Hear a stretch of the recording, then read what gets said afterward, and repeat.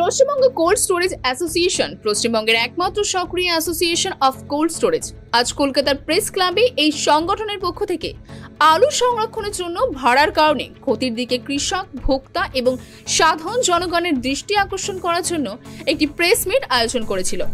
সংবাদ সম্মেলনে উপস্থিত ছিলেন পশ্চিমবঙ্গ কোল্ড স্টোরেজ অ্যাসোসিয়েশনের সভাপতি শ্রী সুনীল কুমার রানা, শ্রী শুভজিৎ সাহা, WBCS এর vice president Shri Rajesh Kumar Bansal, Paschimbanga cold storage অ্যাসোসিয়েশনের প্রাক্তন সভাপতি শ্রী প্রতীত পবন দে, শ্রী তরুণ কান্তি ঘোষ, শ্রী গোবিন্দ কাজরিয়া, WBCS এর প্রাক্তন প্রেসিডেন্ট শ্রী দিলীপ চ্যাটার্জি, কৌশিক কুন্ডু, WBCS এর জেলা কমিটির চেয়ারম্যান এবং আরো অনেকে। যেখানে এই ইন্ডাস্ট্রি একমাত্র ইন্ডাস্ট্রি যারা সরাসরি কৃষকদের বা গ্রাম বাংলার অর্থনীতির বুনিয়াদ, গ্রাম বাংলার অর্থনৈতিক মেরুদণ্ড এই কোল্ড স্টোরেজ ইন্ডাস্ট্রি।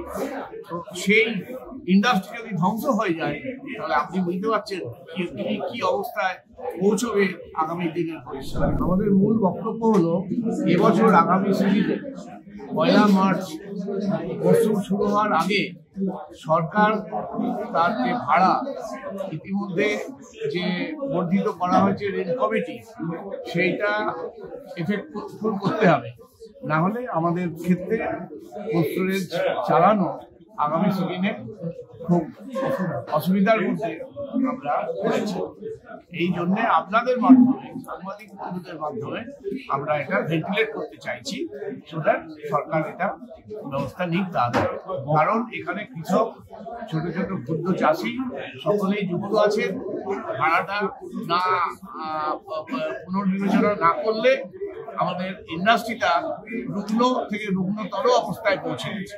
এইটাই আমাদের মূল জিস্ট বক্তব্য।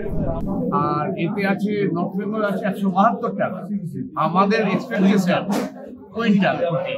আমাদের এক্সপেকটেশন আছে 190 এবং 194 পার কুইন্টাল।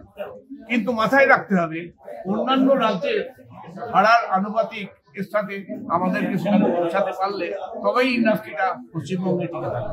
ক্যামেরায় দীপ মিস্ত্রির সঙ্গে শুভজ্যোতি রায়ের রিপোর্ট, বিগ নিউজ, কলকাতা।